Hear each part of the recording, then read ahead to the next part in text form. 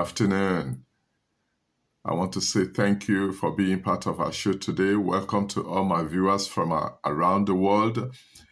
Today we're going to Burkina Faso because news coming from Burkina Faso the last few hours indicates that the military there, they have foiled an attempted coup, an attempt to remove Ibrahim Traore from power.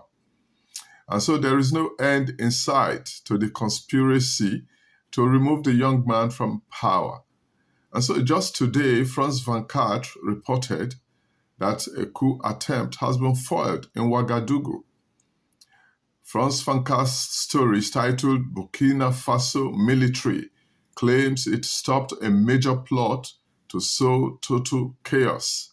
It was reported on the 22nd of April 2025. The story says Burkina Faso's military claimed on Monday to have foiled a major plot in the making aimed at sowing total chaos, quote and unquote, and saying it believed the masterminds were in neighboring Ivory Coast. The story continues to say Burkina Faso has been run since September 2022 by military leaders following a coup headed by Captain Ibrahim Traore, who has often blamed Ivory Coast for harboring his opponents.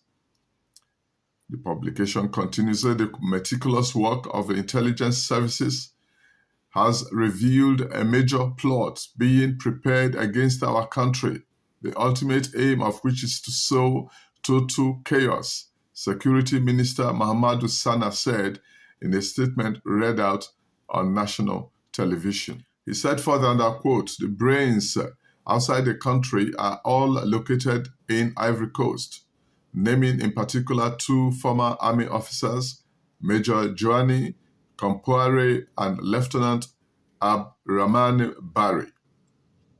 And so we cannot dismiss these reports as just propaganda. There have been numerous attempts in the past to remove Captain Ibrahim Traore from office, even violently. And thankfully, all these attempts have been frustrated. And so what we cannot deny is that there is a concerted effort, or I would say concerted efforts are being made to frustrate or eliminate him. I will give an example.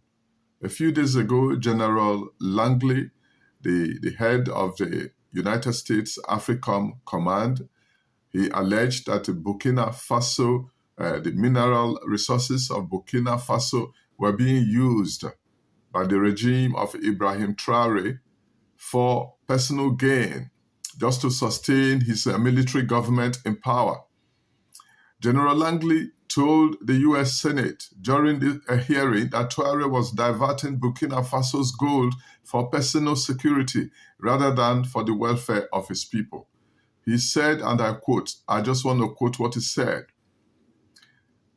"Captain Ibrahim Traore in Burkina Faso, their gold reserves are just in exchange to protect the junta regime."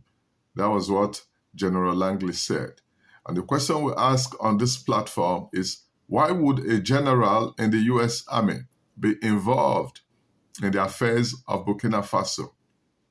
What's the interest there? Or is it a case of giving a dog a bad name before they hang it? We all remember all the stories being told about weapons of mass destruction. We all remember, we have not forgotten how the story of weapons of mass destruction was how it originated and how it was used as an excuse to eliminate and destroy some regimes in some parts of the world. I wouldn't want to go into details of that.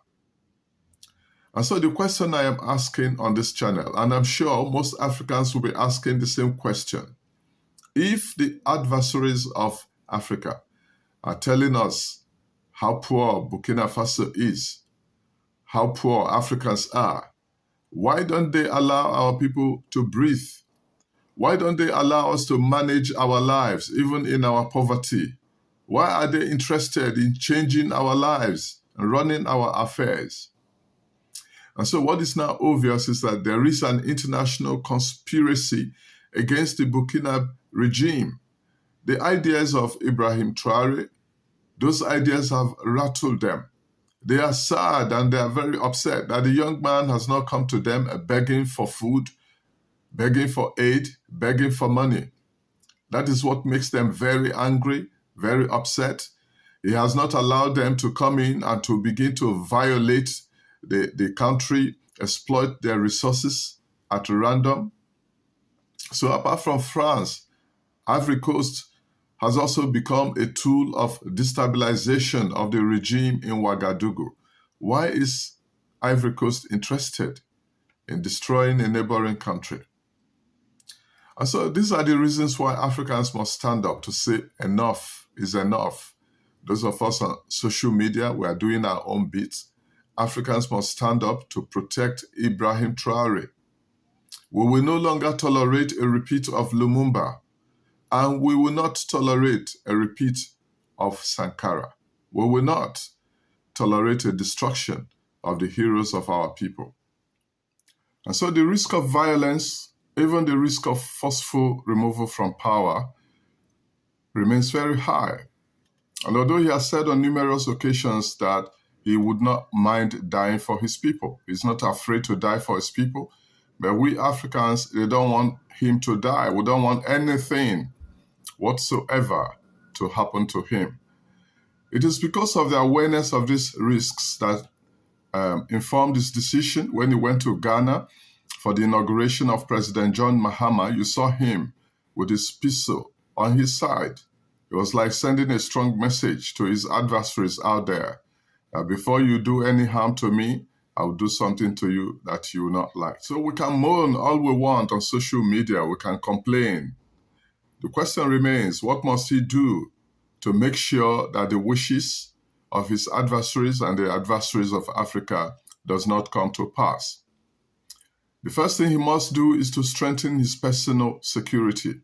A highly trained, loyal, close protection unit must be in place, regularly rotated to prevent infiltration. And then security protocols must include routine variation, secure communication, biometric access control.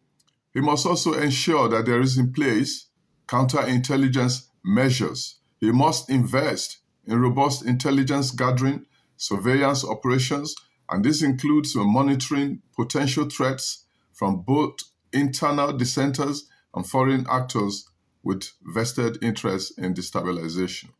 He has said that he does suspect that Côte d'Ivoire is now an agent that is willing to play the spoiler.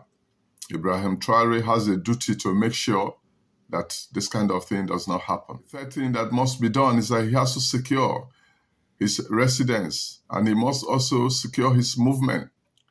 The presidential residence must be hardened, must be seriously protected with perimeter defense, escape tunnels, for example. Electronic jamming systems must be in place. And all his travel, whether within Burkina Faso or outside it, must be with discretion, with decoy convoys and last-minute routines. He must not allow his movement to be predicted by anybody. Again, he must ensure political stability and loyalty. Ensuring unity within the rank and file of the military is essential. Ensuring loyalty within the ministries is vital. Regular loyalty assessments, for example, internal audits and personnel vetting must be the order of the day, and it can help to reduce the risk of betrayals. And then, last but not the least, what must he do in order not to allow the wishes of his adversaries to come to pass? He must engage in regional and international cooperation, partnering with regional allies, for example, for intelligence gathering and for other kinds of operations is very, very vital. We think that if he adopts these measures, the efforts being made by his adversaries will be frustrated. And that is our prayer as African people. We do not want any harm to befall Ibrahim Traore.